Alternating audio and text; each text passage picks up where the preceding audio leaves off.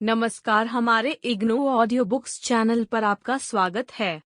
इंदिरा गांधी राष्ट्रीय मुक्त विश्वविद्यालय सतत शिक्षा विद्यालय प्रमाण पत्र कार्यक्रम पोषण एवं बाल देखभाल में सर्टिफिकेट CNCC 2 बाल निगरानी सेवा का प्रबंधन ब्लॉक 1 बाल अनुरक्षण व विकास परिचय इकाई 4 बच्चों की आवश्यकताएं और अधिकार 4.1 प्रस्तावना।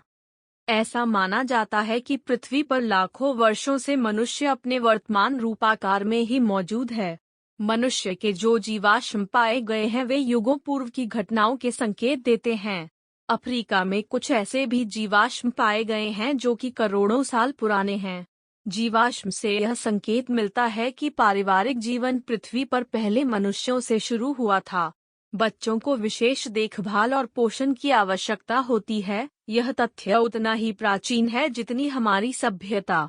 नवजात शिशु को जीवित रहने के लिए बड़ों की देखभाल और संरक्षण की आवश्यकता होती है। उसकी विभिन्न योग्यताएं उसे वातावरण में संगमजित होने में मदद करती हैं।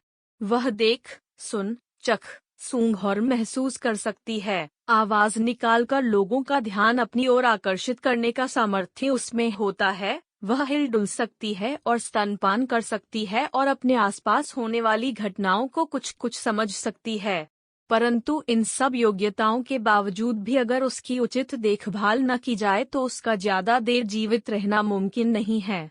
उसके लिए बड़ों की देखभाल और संरक्षण आवश्यक है।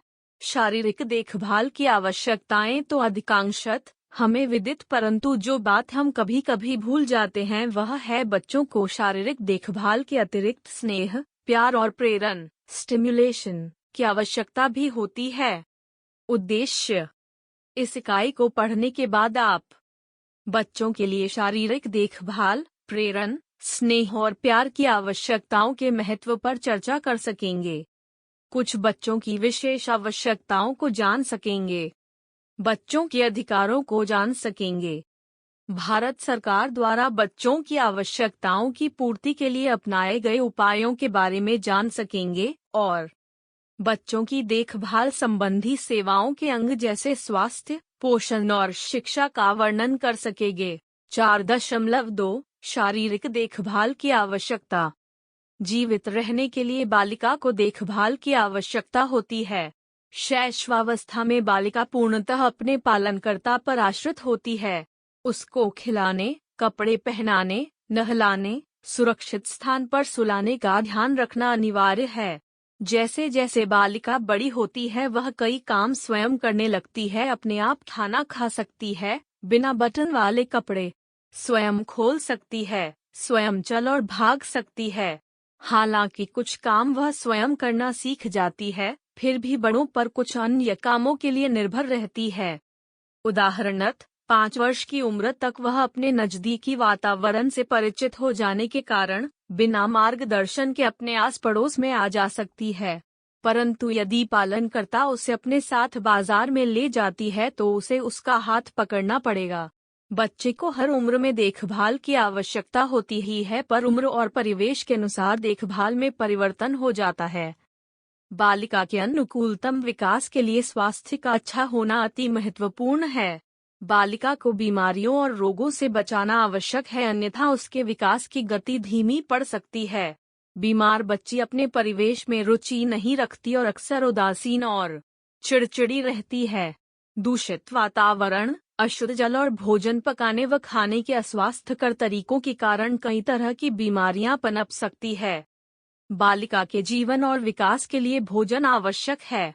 यह महत्वपूर्ण है कि बालिका सही मात्रा में ऐसा भोजन खाए जिसमें सभी पोषक तत्वों की मात्रा उसके शरीर की आवश्यकता अनुसार हो। जैसे जैसे बालिका बड़ी होती है तो यह स्वाभाविक है कि उसके खाने की मात्रा उत्तरोत्तर बढ़ती जाएगी। विभिन्न उम्र में एक बच्चे को किस प्रकार के भोजन की आवश्यकता होगी इसके बारे में आप अगले खंडों में पढ़ेंगे। 4.3 प्रेरण की आवश्यकता। प्रेरण शब्द का अर्थ समझने के लिए आग अपने ऊपर एक छोटा सा प्रयोग कीजिए। एक ऐसे बंद कमरे में बैठिए जो बिल्कुल खाली हो। उस कमरे में न तो कोई चित्र हो, न ही कैलेंडर, किताबें और पत्रिकाएं, और इसके अतिरिक्त वहां कोई व्यक्ति न हो। उस कमरे के बाहर या अंदर कुछ भी ऐसा नहीं होना चाहिए जो आपका ध्यान अपनी ओर बांट सके। उस कमरे में केवल एक दरी या कुर्सी होनी चाहिए जिस पर आप बैठ सकें।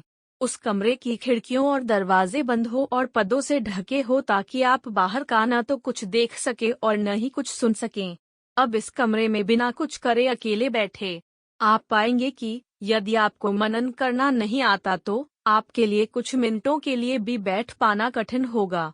अगर आप सचमुच कुछ घंटों के लिए उस बंद कमरे में बैठ जाएं तो संभव है कि आपको अजीब सा लगने लगेगा। शायद कुछ समय आपने कल्पना में बिताया हो और शायद कुछ समय सोकर। कुछ घंटों बाद संभवतः आप बाहर लोगों से मिलना और बात करना, चिड़ियों का चहचहाना सुनना, पत्रिका पढ़ना या कुछ और करना चाहें। संक्षेप में, आप शायद किसी गतिविधि में हिस्सा लेना चाहेंगे। इस प्रयोग को करने के बाद आपको क्या पता चलता है? हम सभी को उन घटनाओं और अनुभवों की आवश्यकता होती है जो हमें रुचिकर लगते हैं। यही अनुभव हमें सोचने और प्रतिक्रिया के लिए प्रेरित करते हैं। हमारी इंद्रियां हमें आसपास के वातावरण की जानकारी देती रहती है और हमारी क्रियाएं उसी के अनुसार होती है। लोग और आसपास का वातावरण हमें प्रेरणा प्रदान करते हैं। हमें अपरिचित घटनाएं ज्यादा रुचिकर लगती है और उत्तेजित करती है, परंतु मानव स्वयं ही प्रेरणा और जटिलता को ढूंढता है। इसी बात को हम इस प्रकार भी कह सकते हैं कि हमें चिंतन के लिए खुराक की आवश्यकता होती है, परंतु इसका अर्थ यह नहीं है कि हमें सदैव ही प्रेरणा की आवश्यकता होती है। जब हम थक जाते हैं तो हमें विश्राम की आवश्यकता होती है। थकान दूर हो जाने पर हम लोगों और घटनाओं को पुनः ढूंढने लगते हैं। इस तरह विश्राम और प्रेरणा का यह क्रम निरंतर चलता रहता है। हमें अपरिचित घटनाएं अच्छी लगती हैं और ज्यादा उत्तेजित करती हैं। दिन में आपके आसपास कई घटनाएं घटती हैं, परंतु आप अपना पूरा ध्यान केवल कुछ घटनाओं पर ही केंद्रित करते हैं। अन्य पर थोड़ा ही ध्यान दिया जाता है और कुछ अन्य घटनाओं की उपेक्षा की जाती है। उदाहरणार्थ, अपने घर से बाजार तक जाने के बारे में सोचिए। अधिकांशतः इस यात्रा में आप सुरक्षापूर्वक बाजार पहुंचने पर ध्यान देते हैं और अपनी खरीदारी और उससे संबंधित अन्य गतिविधियों की योजना बनाते हैं। रास्ते में शायद आपने यह देखा हो कि बाल्टी उठाए हुए बच्चा फिसल गया, आसमान में बादल घिर आए या एक नई इमारत बनाई जा रही है, परंतु कई घटनाओं पर आप गौर नहीं करते। आप उन्हीं घटनाओं पर ध्यान देते हैं जो आपके लिए उस स्थिति में महत्वपूर्ण हो या किसी कारण आपका ध्यान आकर्षित करें। दूसरे शब्दों में, आप वातावरण में कुछ चुनी हुई घटनाओं पर ही प्रतिक्रिया दिखाते हैं। चलिए अब हम यह समझने की कोशिश करें कि एक बच्चे के संदर्भ में हमारा प्रेरणा से क्या तात्पर्य है। कोई भी घटना जिसके प्रति बालिका प्रतिक्रिया दिखाती है वह उसके लिए प्रेरणा है। पिता की मुस्कुराहट, उनके प्रोत्साहन के शब्द और दुलारना बच्ची को प्रेरित करते हैं। बच्ची को इनसे पता चलता है कि पिता उसे प्यार करते हैं और इस कारण वह उनके प्रति अनुक्रिया दिखाती है। गर्म वस्तु को छूना एक प्रेरक है जो बच्चे को इस निष्कर्ष पर पहुंचने में मदद करता है कि गर्म वस्तुएं छूने से हाथ जल सकते हैं और इन्हें नहीं छूना चाहिए।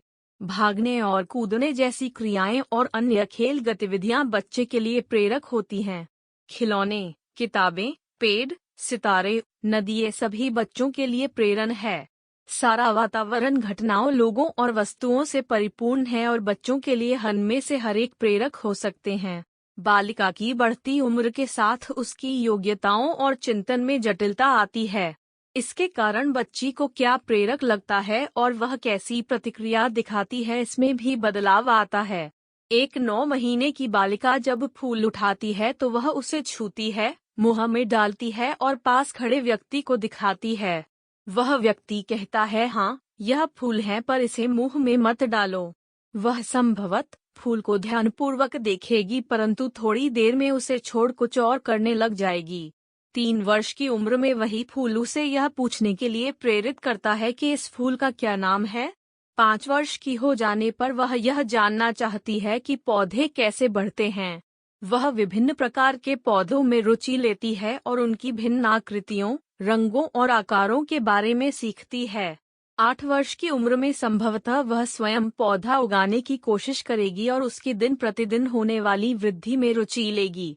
उसे यह मालूम हो जाता है कि पौधों में भी जीवन होता है।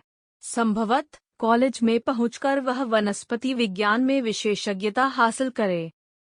जैसे जैसे बालिका बड़ी होती है उसका चिंतन जटिल होता जाता है और वह अधिक चीजों की ओर ध्यान देती है। आइए इसे स्पष्ट रूप से समझने के लिए कुछ और उदाहरण लें। एक 3 वर्षीय बालिका बाल गीत पसंद करती है, परंतु हो सकता है 9 वर्षीय बालिका बाल गीत की अपेक्षा कहानी पढ़ना पसंद करें। परंतु इस उम्र की बालिका से एक कठिन किताब पढ़ने की अपेक्षा रखना उचित नहीं है, क्योंकि यह उसके सामर्थ्य से बाहर है, निरर्थक भी है। 3 वर्षीय बच्चे कम ऊंचाई से कूदना पसंद करते हैं क्योंकि इस कौशल में उन्होंने नई नई प्रवीणता प्राप्त की है और उन्हें बार बार ऐसा करने में मजा आता है। दूसरी ओर 6 वर्षीय बच्चे एक पांव पर फुदकने का प्रयास करते हैं। अब तक तो आपको यह स्पष्ट हो चुका होगा कि प्रेरण का तात्पर्य है बच्चे को विभिन्न तथा अर्थपूर्ण अनुभव प्रदान करना। बच्चों की प्रेरण की आवश्यकता उन्हें अन्वेषण के लिए प्रोत्साहित करती है। पहली इकाई में आपने पढ़ा था कि बच्चे जिज्ञासु प्रकृति के होते हैं।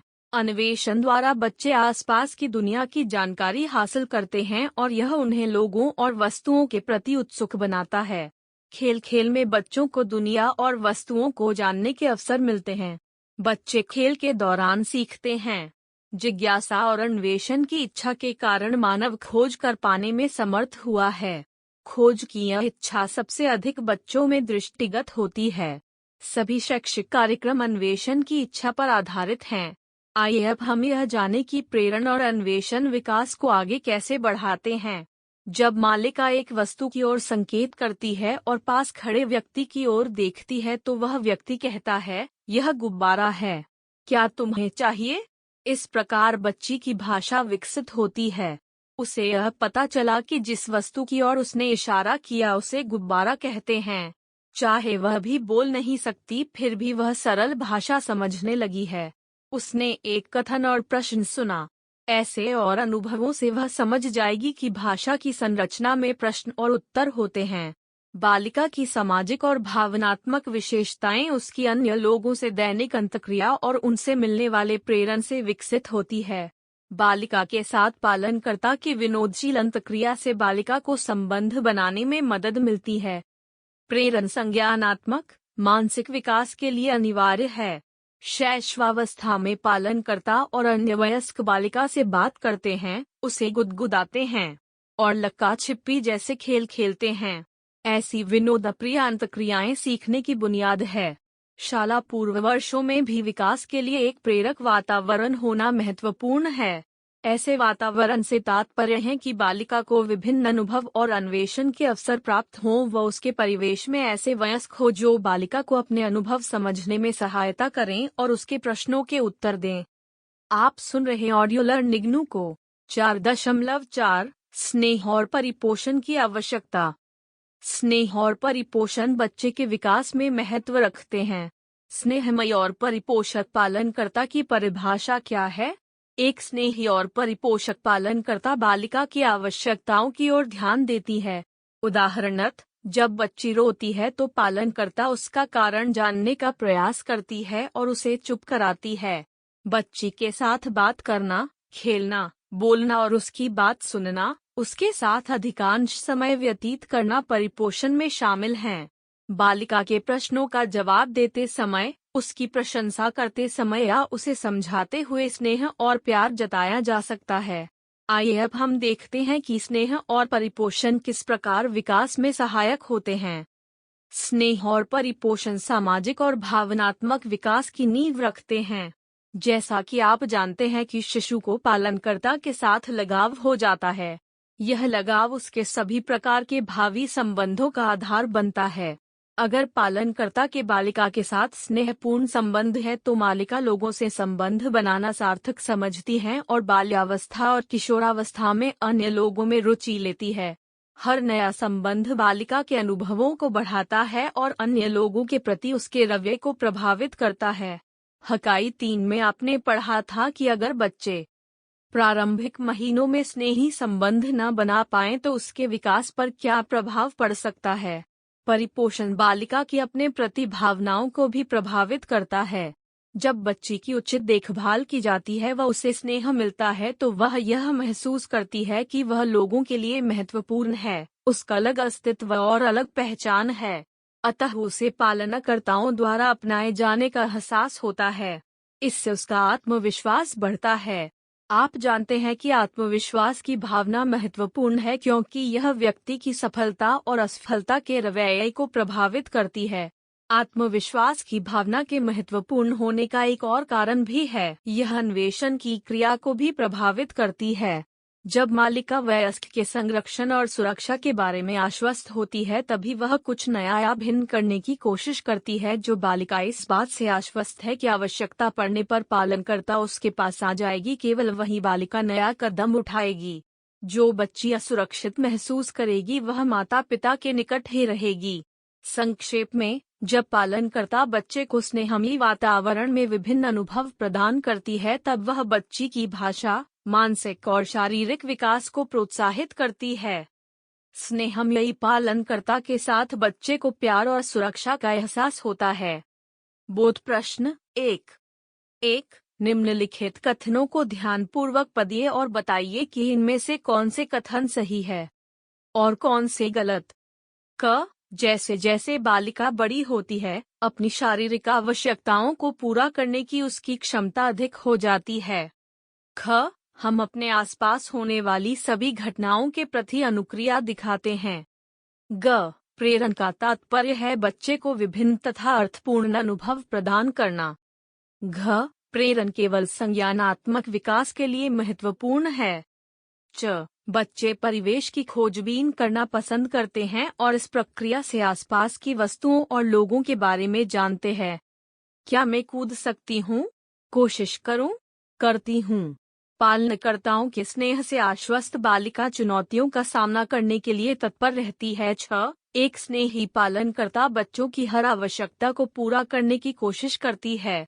ज स्नेह और प्यार आत्मविश्वास को बढ़ाता है और बालिका के अन्वेषणात्मक व्यवहार को प्रभावित करता है। 4.5 जब आवश्यकताएं पूरी नहीं हो पाती। अनुकूलतम विकास के लिए बच्चों की आवश्यकताओं की पूर्ति आवश्यक है। अगर बच्ची की उचित शारीरिक देखभाल न की जाए तो इससे वह बीमार व रोगग्रस्त हो सकती है। बीमारी ज्यादा बढ़ जाने से विकलांगता का कारण बन सकती है, जैसे दृष्टि या श्रवण शक्ति को क्षति। एक अल्प पोषित व बीमार बालिका की शक्ति क्षीण हो जाती है और वह जल्द ही थकान महसूस करने लग जाती है।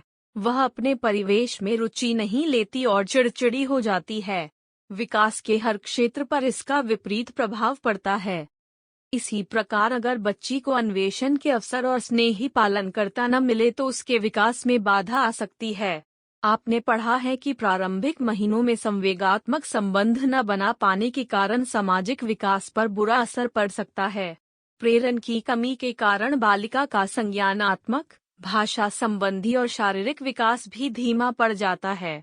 यह धीमा विकास उसमें निम्न आत्मसम्मान पैदा कर सकता है और पहल करने की भावना में कमी का कारण बनता है। बच्चों की आवश्यकताएं परस्पर संबंधित होती हैं और उनकी सभी आवश्यकताओं की निरंतर और समनुरूप पूर्ति आवश्यक है। उदाहरण के लिए, यदि बच्चों को उचित प्रेरक और भोजन तो मिलता हो, परंतु उन्हें प्यार और परिपोषण न मिले तो उनका विकास धीमा पड़ने की अधिक संभावना होती है। प्राय बच्चों की ये सभी आवश्यकताएं परिवार और प्राथमिक रूप से माँ द्वारा पूरी की जाती है। सामान्यतः परिवार बच्चों के विकास के लिए अनुकूलतम वातावरण प्रदान करता है। अगर बालिका को परिवार में स्नेह नहीं मिलता परंतु वह अन्य किसी व्यक्ति से स्नेही संबंध बना पाती है तो संभव है कि उसके विकास पर प्रतिकूल प्रभाव नहीं पड़े। अब तक तो आप समझ ही गए होंगे कि बच्चे के विकास के लिए अनुकूल वातावरण का होना कितना आवश्यक है। अनुकूल वातावरण से हमारा तात्पर्य समुचित शारीरिक देखभाल, विविध अनुभव, अन्वेषण के मौके जो कि बच्चे को प्रेरित करें और स्नेही व परिपोषक पालन करता है। कई बच्चे ऐसे वातावरण से वंचित रह जाते हैं। वंचित से तात्पर्य है किसी चीज की कमी होना। इस अध्ययन के क्षेत्र में वंचित शब्द एक ऐसी अवस्था को व्यक्त करता है जिसमें बच्चों को निरंतर अभाव का सामना करना होता है।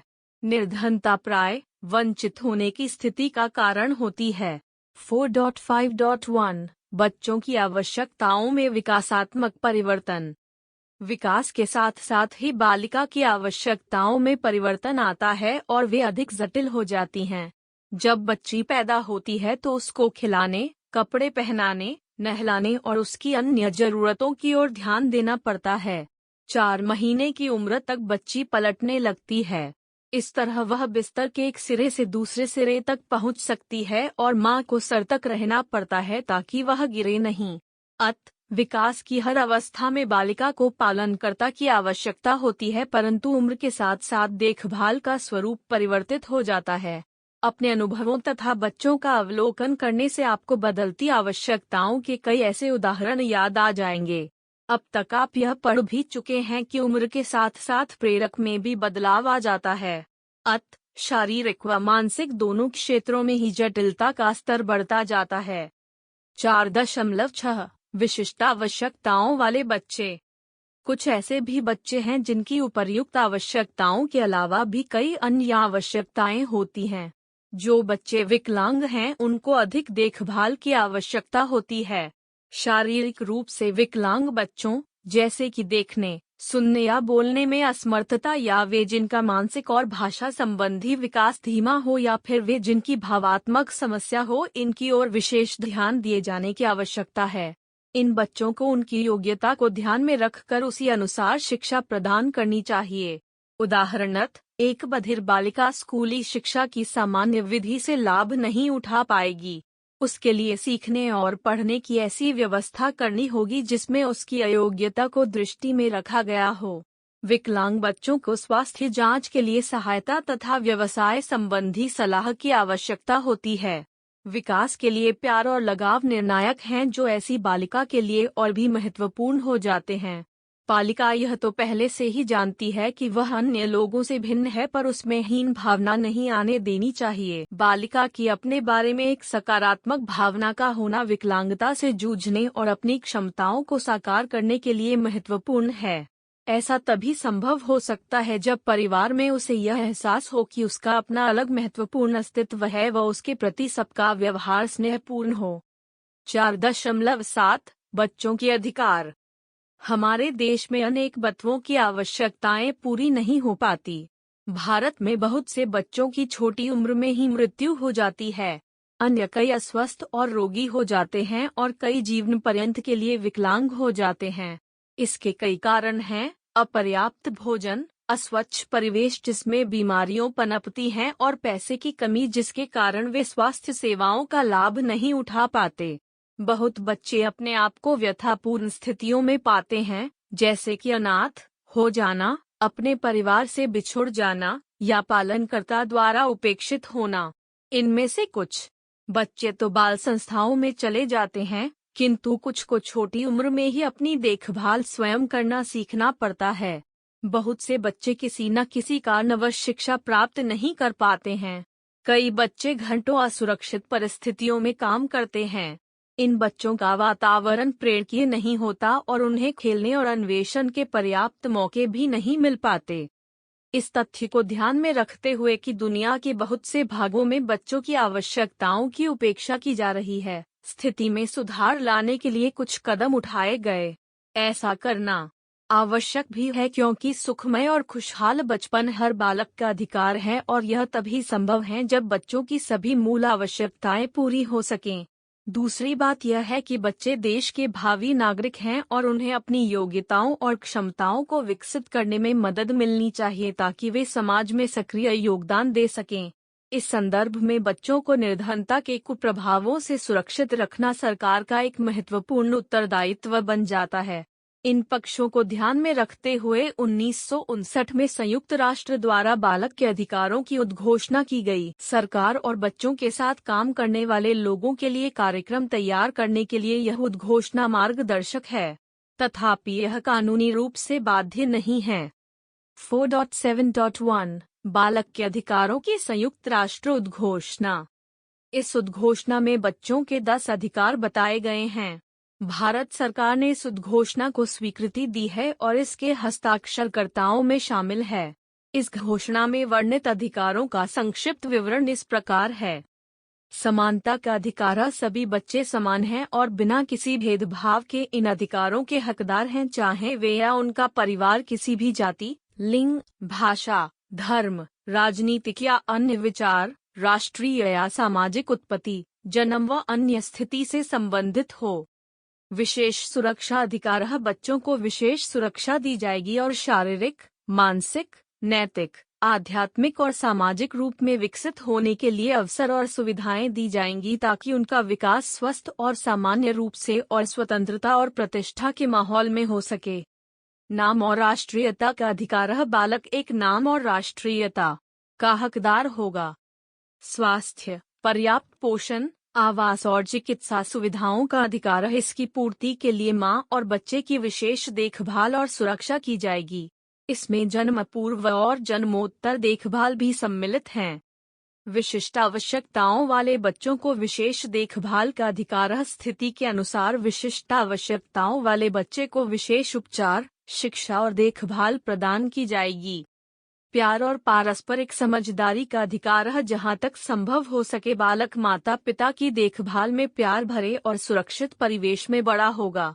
यह समाज का कर्तव्य है कि वह उन बच्चों की विशेष देखभाल करे जो परिवार रहित हैं और बिना उपयुक्त साधनों के अपना पालन कर रहे हैं।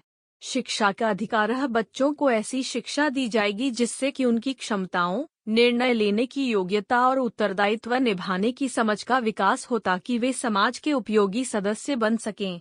बच्चों को खेल और मनोरंजन के पूरे मौके दिए जाएंगे। असुरक्षा और विपत्ति के समय में सबसे पहले संरक्षण और सहायता पाने का अधिकार। हर प्रकार की उपेक्षा, क्रूरता और शोषण से सुरक्षा पाने का अधिकार। बालक को एक विशेष उम्र से पहले रोजगार नहीं लेने दिया जाएगा और किसी भी स्थिति में उसे ऐसे किसी व्यवसाय में नहीं लिया जाएगा जो कि उसके शारीरिक, मानसिक या नैतिक विकास के लिए हानिकारक हो या उसकी शिक्षा में बाधा डालता हो। उन प्रथाओं से सुरक्षा का अधिकार जो कि जाति भेद, धर्म में या किसी अन्य प्रकार के भेदभाव को बढ़ावा देते हों। बच्चों का विकास लोगों की आपसी समझदारी, सहिष्णुता और शांति तथा मैत्रीपूर्ण माहौल में होना चाहिए। आइए अब हम उन कदमों के बारे में पढ़ें जो कि हमारे देश में बच्चों की आवश्यकताओं के लिए उठाए गए हैं। 4.7.2 भारतीय संविधान के नीति निदेशक सिद्धांत। संयुक्त राष्ट्र द्वारा बालक के अधिकारों की उद्घोषणा से पहले ही भारतीय संविधान के निर्माताओं ने बच्चों की आवश्यकताओं की पूर्ति के महत्व को समझ लिया था। परिणामस्वरूप हमारे संविधान में इसके लिए कुछ मार्गदर्शक दिए गए हैं। यदि इनका अनुसरण किया जाए तो बच्चों की आवश्यकताएं पूरी करने में मदद मिल सकती है। संविधान के यह प्रावधान मार्गदर्शक हैं, न कि कानून। बच्चों के संबंध में 3 मार्गदर्शक ये हैं। 14 वर्ष से कम उम्र के बालकों को कारखानों, खानों या किसी भी अन्य जोखिम भरे व्यवसाय में नौकरी पर नहीं रखा जाएगा। सरकार यह निश्चित करेगी कि बच्चों के साथ दुर्व्यवहार न हो और उन्हें आर्थिक स्थिति से मजबूर होकर अपनी उम्र के अनुपयुक्त काम न करना पड़े। बच्चे को उपयुक्त अवसर और सुविधाएं दी जाएगी ताकि उनका अनुकूलतम विकास हो सके। उन्हें शोषण और परित्याग, अबैंडनमेंट से सुरक्षित रखा जाएगा। सरकार की यह कोशिश रहेगी कि इस संविधान के शुरू होने के 10 साल के भीतर सभी बच्चों के लिए, जब तक कि वह 14 वर्ष के नहीं हो जाते, शिक्षा निःशुल्क और अनिवार्य होगी। तथापि सरकार इन लक्ष्यों को पूरा करने में असफल रही है। हमारे देश की विशाल आबादी शिक्षा सुविधाओं का लाभ उठाने में असमर्थ है। प्राथमिक शिक्षा सभी प्रदेशों में निःशुल्क है, परंतु केवल आधे ही स्कूली उम्र के बच्चे स्कूल जाते हैं। विभिन्न प्रकार के कानूनों के बावजूद भी बच्चे कठिन और जोखिम भरे कार्य करते हैं। नियोजक कानून से बचने के रास्ते ढूंढ लेते हैं और बच्चे निर्धनता के कारण काम करने के लिए मजबूर हो जाते हैं। 4.7.3 बच्चों के लिए राष्ट्रीय नीति। यह समझते हुए कि कई सरकारी और स्वैच्छिक संस्थाओं के प्रयत्नों और उपायों के बावजूद भी हमारे देश के अधिकांश भागों के बच्चों की आवश्यकताएं पूरी नहीं हो पाई, सरकार ने अगस्त 1974 में बच्चों के लिए राष्ट्रीय नीति को स्वीकार किया। इस नीति में कहा गया कि बच्चे राष्ट्र की सबसे महत्वपूर्ण और सर्वोच्च पूंजी है, उनकी देखभाल देश का उत्तरदायित्व है। इन्हीं उद्देश्यों को पूरा करने के लिए नीति में कई उपाय दिए गए हैं, जिनमें से कुछ निम्नलिखित है। सरकार बच्चों की स्वास्थ्य, पोषण और शिक्षा संबंधी आवश्यकताओं को पूरा करने के लिए कई तरह के कार्यक्रम चलाएगी तथा उनको क्रूरता और शोषण से बचाएगी। हमारे देश में बच्चों के लिए चलाए गए कुछ कार्यक्रमों के बारे में आप खंड 7 में विस्तार से पढ़ेंगे। बोध प्रश्न 2। नीचे दी गई जगह में निम्नलिखित प्रश्नों के उत्तर संक्षेप में लिखिए। 1. यदि बच्चे को अन्वेषण के मौके और प्रेरणा न मिले तो उनके विकास पर क्या प्रभाव पड़ेगा, बताइए। 2. बालिका के विकास में अनुकूल परिवेश से क्या तात्पर्य है। 3. बच्चों की आवश्यकताएं पूरी करने के लिए हमारे देश में क्या उपाय किए गए हैं। 4.8. बच्चों के लिए देखभाल सेवाएं। अब तक आप जान ही गए होंगे कि बच्चों के लिए कार्यक्रम सेवाएं नियोजित करने की आवश्यकता है ताकि उनकी जरूरतें पूरी की जा सके। सेवाएं नियोजित करते समय बच्चों की उम्र, सेवा की अवधि और सेवा के योगदान इनपुट्स को ध्यान में रखना आवश्यक है। ये सेवाएं उन बच्चों के लिए हो सकती है जो अपने परिवार में रह रहे हों या अनाथ बच्चों के लिए अथवा विकलांग बच्चों के लिए। यह जन्म से 3 वर्ष के बच्चों के लिए हो सकती हैं या 3 से 6 वर्ष की उम्र के बच्चों के लिए या जन्म से 6 वर्ष के बच्चों के लिए। यह सेवा दिन में कुछ घंटों के लिए प्रदान की जा सकती है जैसे कि पूर्वशाला केंद्रों में या 8 घंटों के लिए जैसे शिशु गृह में, या ये सेवाएं आवासीय भी हो सकती है। सेवाएं स्वास्थ्य संबंधी या भोजन या पोषण संबंधी या शिक्षा संबंधी हो सकती है या इनका सम्मेलन भी प्रदान कर सकती है। जैसा कि आप जानते हैं, इस पाठ्यक्रम का उद्देश्य आपको इस योग्य बनाना है कि आप 6 साल की उम्र तक के बच्चों के लिए शिशु गृह या पूर्वशाला केंद्र का नियोजन कर सकें। शिशु गृह में बच्चों की पूरे दिन देखभाल की जाती है। पूर्वशाला केंद्र 3 से 6 वर्षीय बच्चों के लिए एक केंद्र है। पूर्वशालाओं को विभिन्न नामों से जाना जाता है जैसे आंगनवाड़ी, बालवाड़ी, विकासवाड़ी, नर्सरी और किंडरगार्टन। इन केंद्रों में बच्चों के स्वास्थ्य एवं पोषण संबंधी सेवाएं तथा खेल क्रियाएं आयोजित करनी होगी। उनकी शारीरिक देखभाल, प्रेरण और परिपोषण की आवश्यकताओं को पूरा करना अनुकूलतम विकास के लिए अनिवार्य है। दूसरे शब्दों में शिशु गृह और पूर्वशाला प्रारंभिक बाल्यावस्था में देखभाल और शिक्षा के लिए होते हैं। 4.8.1 बच्चों के लिए देखभाल सेवाओं की आवश्यकता। आप यह जानते हैं कि सरकार ने पूर्व प्राथमिक शिक्षा और देखभाल के लिए कई कार्यक्रम शुरू किए हैं। इनमें से कुछ कार्यक्रम शिशु गृह और पूर्वशाला की सुविधाएं प्रदान करते हैं। अनेक परिवारों में बच्चों की आवश्यकताएं पूरी करने के संसाधन नहीं होते, इसलिए ऐसी सेवाओं को प्रदान करना महत्वपूर्ण है क्योंकि यह सेवाएं केवल बच्चों की सीमित संख्या तक ही पहुंच पाती है। इसलिए ऐसी सेवाओं की संख्या बढ़ाने की आवश्यकता है। शिशु गृह सुविधाओं की आवश्यकता उन परिवारों को है जहां माता पिता दोनों ही काम पर जाते हैं। ऐसे परिवारों की संख्या दिन प्रतिदिन बढ़ती जा रही है। ऐसी स्थिति में यह माँ जो बाहर काम पर जाती है, उनके पास बच्चों के लिए 4 विकल्प हैं। वह बच्चे को किसी नौकरानी या आया की देखरेख में घर पर छोड़े, वह बच्चे को अपने कार्यस्थल पर ले जाए, वह बच्चे को परिवार के अन्य वयस्क सदस्य के पास छोड़ जाए, या वह बच्चे को घर पर ही बड़े भाई या बहन के पास छोड़ जाए। तथापि हर विकल्प की कुछ सीमाएं हैं। पहला विकल्प केवल उन्हीं के लिए है जिनमें पैसे देकर किसी को घर में रख पाने की क्षमता है। दूसरे विकल्प में जब माँ बालिका को अपने साथ अपने कार्यस्थल पर ले जाती तो बालिका को अधिकांश समय अकेले ही रहना पड़ता है। अगर वहाँ अन्य बच्चे हो तो वह उनके साथ खेल सकती है, परंतु उसकी देखभाल करने वाले वयस्कों के साथ परस्पर क्रिया सीमित हो जाती है। तीसरा विकल्प तभी संभव है जब परिवार में अन्य वयस्क सदस्य हों, परंतु हमारे देश के निम्न सामाजिक वर्ग के परिवारों में जहां इस सेवा की सबसे अधिक आवश्यकता होती है, वहां ऐसे वयस्क कम ही होते हैं जो कि घर पर बच्चे की देखभाल के लिए रुक सके, क्योंकि सभी वयस्कों को पैसे कमाने के लिए बाहर जाना पड़ता है। चौथी संभावना में अगर बच्चे को बड़े भाई या बहन के पास घर पर छोड़ जाएं तो बड़ा बस्ता शिक्षा से वंचित रह जाता है। हमारे देश में निम्न शैक्षिक स्तर का यह भी एक कारण है। इसके अलावा यह संभव है कि बड़ा बच्चा छोटे बच्चे की समुचित देखभाल करने में असमर्थ हो। यदि प्राथमिक स्कूलों में ही बाल सेवाएं आयोजित की जाएं तो बड़े बच्चे छोटे भाई बहन को इन केंद्रों में छोड़कर स्वयं स्कूल जा सकते हैं। इसका लाभ छोटे बच्चों को भी होगा क्योंकि वह बाल केंद्र में उपलब्ध विभिन्न सेवाओं का लाभ उठा सकेंगे। शाला पूर्व शिक्षा बच्चे की किस प्रकार मदद करती है? क्या पूर्वशाला में जाना उपयोगी है? इसके बारे में आप अगले उपभाग में पढ़ेंगे। 4.8.2 बाल देखभाल सेवाओं के अंग। अब हम संक्षेप में उन अंगों की चर्चा करेंगे जिनका बाल देखभाल केंद्र में प्रबंध होना चाहिए। अगले खंडों में आप विस्तृत रूप से पढ़ेंगे कि विभिन्न आयु के बच्चों की आवश्यकताएं कौन सी हैं और उनकी शिशुगृह व पूर्वशाला केंद्रों में कैसे पूर्ति हो सकती है। स्वास्थ्य पूर्ण विकास का एक अनिवार्य हिस्सा है। बच्चे की नियमित स्वास्थ्य जांच से यह निश्चित किया जा सकता है कि उसका सामान्य विकास हो रहा है या नहीं।